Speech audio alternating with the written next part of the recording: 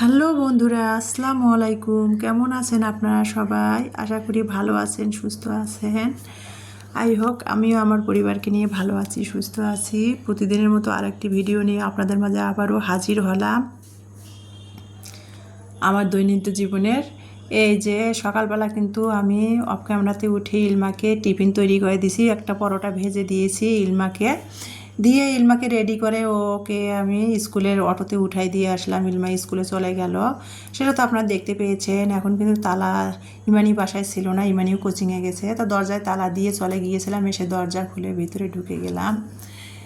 আর বাড়িওয়ালা ভাইদের শাড়িয়ান, বাড়িওয়ালা ভাই আর কি কলা দিয়েছে, মানে 2 হালা কলা দিয়েছে এখানে। তো বাড়িওয়ালা ভাই কলা দিয়েছে, ভাইয়াদের গাছের কলা এগুলা। এই যে দেখেন কলার মাথার মধ্যে এখনও মানে ফুল লেগেই আছে। ভাইয়াদের গাছের কলা দিয়েছে ইমানি ইলমাকে খাওয়ার জন্য।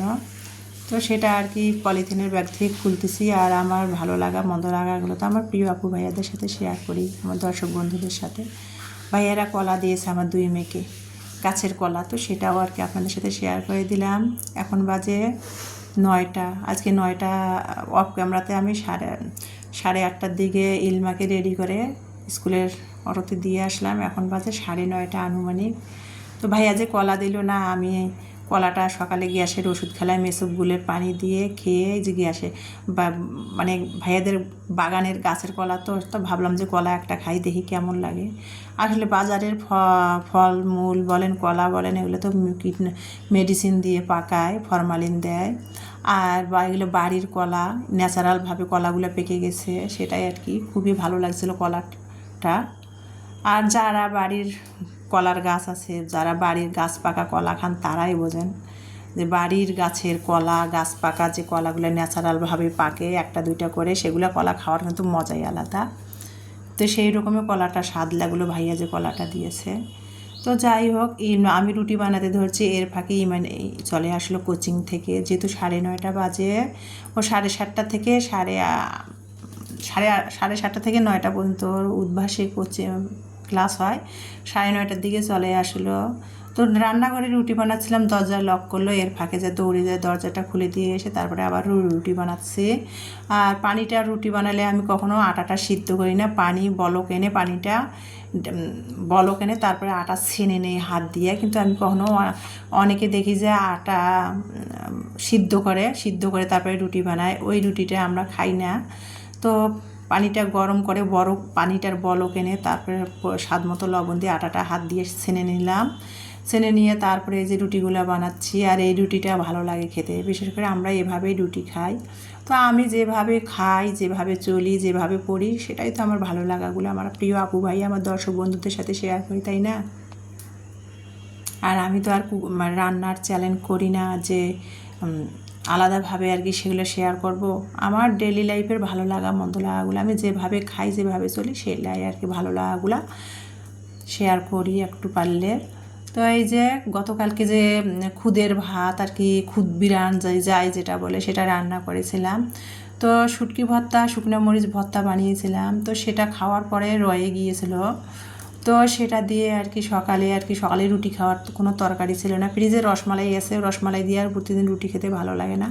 তো শুটকির ভর্তা, মরিচ ভর্তা ছিল, সেটা দিয়ে রুটি খাচ্ছি। আর শুটকির ভর্তা, মরিচ ভর্তা দিয়ে রুটি খাইতে কিন্তু খুবই মজা লাগে, খুবই মজা লাগে। যারা খেয়েছেন তারাই জানেন, ভর্তা দিয়ে রুটি খাওয়ার কিন্তু অন্যরকম একটা স্বাদ। তো সেটা দিয়ে রুটি সকালে নাস্তা খেয়ে নিলাম। তারপরে কিন্তু 11:30 আনুমানিক বাজে। আজকে চলে আসছি দিনাজপুর বাহাদুর বাজার। মানে দিনাজপুরের মধ্যে এই বাজারটা বিশাল বড় বাজার। দিনাজপুর এখানে যা বিক্রি হয় পাইকারি রেটে বিক্রি হয় আর কি। তো বড় বাজারে আসছি মাছ নেওয়ার জন্য, মাছ শেষ হয়ে গেছে ফ্রিজে, তো মাছ কেনার জন্য আসছি। তো এই যে মাছ কিনতেছি, সবসময় রেল বাজার যাই। তো আজকে বাহাদুর বাজার ভাবলাম, বাহাদুর বাজার যাব, বড় বাজার। তো বাহাদুর বাজার থেকে, আমার বাসা থেকে বাহাদুর বাজার আর কি 10 টাকা 15 টাকা নেয় অটো ভাড়া। তো অটো করে বাহাদুর বাজার আসছে। যে দেখতে পাচ্ছেন মাছ কিনবো, তো মাছ দরদাম করতেছিলাম। তো মাছ দরদাম করে আর কি মাছ নিলাম। তেলাপিয়া মাছ 2 কেজি ওজনের একটা নিয়েছি, 260 টাকা করে তেলাপিয়া মাছ। তো আমি 2 কেজি ওজনের একটা তেলাপিয়া মাছ নিয়েছি, 430 টাকা মাছটার দাম হয়েছে। তো বললাম যে ভাই আমাকে মাছটা কেটে দেন। যেহেতু 12টা 12:30 বেজে গেছে, মাছটা বাসায় এনে কাটা রান্না করা অনেকটা টাইম লেগে যাবে। বাজার থেকে মাছটা আমি দাঁড়ায় থেকে কেটে নিলাম। আর তেলাপিয়া মাছ নিয়েছি, তারপরে রুই মাছ নিয়েছি, বাটা মাছ নিয়েছি, আর একটু ছোটো মানে মলা মাছ নিয়েছি। তো সব অল্প অল্প করে একটু করে বাজার করেছি, বেশি মাছ কিনি নাই যেহেতু আমার ফ্রিজে জায়গা নাই।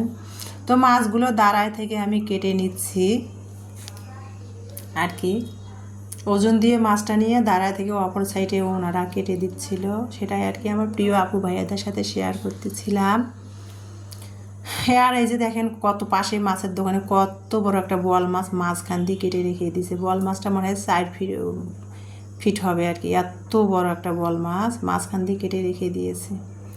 তো সেটাই আর কি জিজ্ঞাসা করছিলাম যে দোকানদারকে এটা কী, দোকানদার বলছিল সেটা বোয়াল মাছ। আর এই যে মাছগুলো পানির মধ্যে জ্যান্ত রেখে দিয়েছে, পানির মধ্যে যে অ্যাকুরিয়ামের মতো পানির আর কি মধ্যে রেখে দিয়েছে মাছগুলো টাটকা। তো আমিও মাছ যেগুলো খেলাম সেগুলো পানি থেকে তুলে নিয়েছি, মাছগুলো টাটকা মাছ নিয়েছি। এই যে মাছ যে সামনে নিয়ে আছে এগুলো নিয়ে আমি কিন্তু পানি থেকে তুলেই মাছ নিয়েছি, যে মাছগুলো টাটকা সেই মাছগুলোই নিয়েছি, পানি থেকে তুলে ওজন দিয়ে নিয়েছি। তারপরে মাছ নিয়ে বাসায় চলে আসলাম, দেখতেই পাচ্ছেন। কাঁচামরিচ নিয়েছি, যেহেতু ফ্রিজে আমি ফ্রোজেন করে কাঁচামরিচ রেখে দিয়েছি। এখন কাঁচামরিচ এখানে 250 গ্রাম নিয়েছি, কাঁচামরিচ 20 টাকা নিয়েছে। তারপরে আমি এখানে 250 গ্রাম বরবটি নিয়েছি মানে নুডলস খাওয়ার জন্য। পটল নিয়েছি হাফ কেজি, শশা নিয়েছি তরকারি খাবো শশা দিয়ে। মানে 12 দিন আগে শশা কিনে নিয়ে আসছিলাম রেলবাজার হাট থেকে। শশাটা না ফ্রিজে মানে শুকে গেছে, লালচা পড়ছে, শুকে গেছে। ওটা রান্না করলে ভালো লাগবে না, ওটা ফালাই দিতে হবে। টাটকা শশা আজকে নিয়ে আসছি আর কি। এই 2টা শশা মিলে 1 কেজি হয়েছে। এই শশা দিয়ে আজকে মাছ রান্না করব। তো আজকে সারাদিন দুপুরে কি করব না করবো কি সেটাই আর কি ভালো লাগাগুলো আমার প্রিয় আপু ভাইয়াদের সাথে শেয়ার করতেছি। আর আমার প্রিয় আপু ভাইয়াদের একটা কথাই বলি, ভিডিওটা টেনে টেনে দেখবেন না। ভিডিওটা ভালো লাগলে প্লিজ ভিডিও শুরুতে লাইক দিয়ে ভিডিওটা কন্টিনিউ করে ফলো ওয়াচ করবেন। ভিডিওটা ভালো লাগলে সুন্দর একটা গঠনমূলক পছন্দ মতো একটা ভিডিওর কোনো অংশ ভালো লাগলে ভিডিও সংক্রান্তে কমেন্ট করবেন। আর বেশি ভালো যদি লাগে তাহলে যদি মনে করেন আমি আপনাদের সাবস্ক্রাইব পাওয়ার যোগ্য তাহলে একটা সাবস্ক্রাইব দিবেন। তো যেটা বলতেছিলাম, আর আমার আজকের ভিডিওটা দেখার জন্য আপনাদের সবাইকে অসংখ্য অসংখ্য ধন্যবাদ জানাচ্ছি। আর যারা যে আপু ভাইয়ারা আমার পাশে আছেন, আমাকে রেগুলার আমার পরিবারের সাথে আছেন, লাইক দিয়ে ভিডিওটা কন্টিনিউ করেন, সুন্দর একটা কমেন্ট করেন, তাদেরকে তো আমার মন থেকে অসংখ্য অসংখ্য ধন্যবাদ। সবসময় দোয়া ও ভালোবাসা তাদের প্রতি তো আমার রয়েছে। আর যারা নতুন একেবারে তাদের জন্য দোয়া করি সবসময়। তো যাই হোক, যেটা বলতেছিলাম, তো তেলাপিয়া মাছটা ওই যে বললাম 2 কেজি ওজনের, মাছটার ভিতরে অনেক তেল ছিল। তো সেটা আর কি কেটে নিয়ে আসছি। তো ভাবলাম যে এগুলো আর কি বাজারের ব্যাগ থেকে ঢেলে ঢেলে নিচ্ছিলাম। একটা আর কি 700 গ্রামের একটা রুই মাছ নিয়ে আসছি, আর 2 কেজি সাইজের একটা তেলাপিয়া মাছ নিয়ে আসছি। বাটা মাছ একটু নিয়েছি, আর এই ছোটো মাছ 250 গ্রাম নিয়েছি। অল্প অল্প করে সব নিয়েছি, মানে একই দিনে গরমে ফ্রিজে জায়গা নেই, আর গরমের মাছ মাংস বেশি দিন রাখাও যায় না, কারেন্টের ডিস্টার্ব দেয়। অপর সাইডে ইমানি বলছিল, ইমানিকে বললাম একটু লেবু আনছি, লেবু দিয়ে শরবত বানিয়ে দাও, যে গরম। তো লেবু দিয়ে ইমানি শরবত বানাচ্ছিলো। আমি মাছগুলো কেটে যেহেতু বাজার থেকে নিয়ে আসছি, মাছগুলো হালকা করে একটু বেছে মাছগুলোর রক্তগুলো পরিষ্কার করে পলিথিনের ব্যাগে করে ফ্রিজে রেখে দিচ্ছে। আর দেখেন আমার ফ্রিজটা কত ছোট, আর টমেটো, সিমের বিচি, ধনিয়া পাতা এগুলো ফ্রোজেন করেছি, কাঁচামরিচ, ফ্রিজটায় জায়গায় হয় না মাছ মাংস রাখার। তো যাই হোক, যেটা বলতেছিলাম, এই যে একটা একটা করে মাছগুলা, কাটা মাছগুলা একটু হালকা করে ধুয়ে ফ্রিজে ফ্রোজেন করতেছি। আর যে ছোটো মাছ আর বাটা মাছটা এটা কাটবো ছাদে নিয়ে যায়, ছাই দিয়ে, চুলার ছাই দিয়ে, ছাড়া তো আর কাটা যাবে না। আর যেগুলো বড় মাছ কেটে নিয়ে আসছি সেগুলো আর কি সিঙের মধ্যে ঢেলে পানি দিয়ে পরিষ্কার করে, রক্তগুলো পরিষ্কার করে আর কি আমি হালকা করে পরিষ্কার করে আজকে রেখে দিব, যেহেতু এখন 1টা বেজে গেছে, সময় নাই, রান্না আছে দুপুরে। তো ইমানি আমাকে লেবু পানি বানিয়ে দিল, একটু লেবু পানি খাচ্ছিলাম। এর ফাঁকে আম নিয়ে আসছিলাম, 50 টাকা কেজি আম।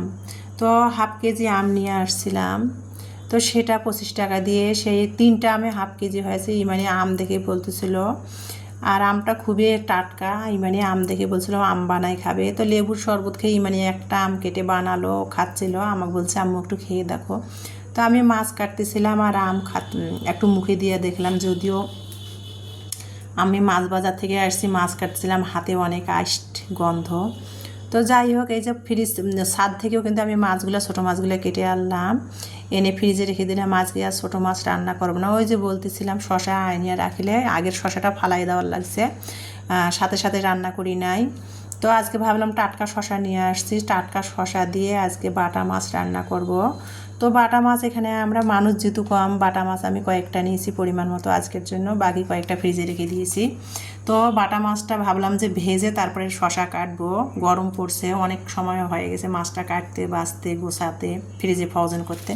তো সেই জন্য আগে বাটা মাছটা ভেজে নিলাম, শশা কেটে নিলাম। এই যে শশা ছিলে ধুয়ে তারপরে কেটে নিয়ে বাটা মাছটা ভেজে তুলে মশলা কষায়, মানে রেগুলার যে তরকারির মধ্যে মাছের মধ্যে মশলা দেয় সেই মশলাগুলোই দিয়েছি, দিয়ে মশলাগুলো কষিয়ে নিয়ে, আর আমি তো কাঁচামরিচের তরকারি খাই, মশলাগুলো কষিয়ে নিয়ে শশাটা দিলাম, শশাটা কষাচ্ছিলাম। আর দেখেন কত সুন্দর শশাটা কষা হয়েছে, শশার যে কাঁচা পানিটা টেনে গেছে, কষাতে কষাতে প্রায় অনেকটা সিদ্ধ হয়ে গেছে। আর ম্যাজিক চুলাতে গরম পানি দিয়েছি, তরকারির মধ্যে গরম পানি দিব। গরম পানি দিলে তা অনেক সময় গরম পানি দেই তরকারির মধ্যে, আবার অনেক সময় দেই না, যেহেতু আজ সময় নাই। গরম পানিটা দিলে তাড়াতাড়ি তরকারিটা হবে। গরম পানি করে শশার তরকারিতে দিয়ে দিলাম। তো হয়ে গেল আমার রান্না, শশা দিয়ে বাটা মাছ রান্না করেছি। আর ফ্রিজের মধ্যে কচু শাক একটু ছিল, কালকে বাড়িওয়ালা ভাইয়ের কাজের খালা দিয়েছিল, তো সেটা দিয়ে দুপুরের খাবার খাচ্ছি আর আমার প্রিয় আপু ভাইয়াদের সাথে শেয়ার করতেছিলাম। তো এই যে দুপুরে খাবার খেতে খেতে আমার প্রিয় আপু ভাইদের কাছ থেকে বিদায় নিব। আমার ভিডিওটা দেখার জন্য আবারও সবাইকে অসংখ্য অসংখ্য ধন্যবাদ জানাচ্ছি। দুপুরের খাবার খেতে খেতে সবার মাঝ থেকে বিদায় নিব। আবার কোনো নতুন ভিডিও নিয়ে হাজির হব আপনাদের মাঝে। ততদিন সবাই ভালো থাকবেন, সুস্থ থাকবেন।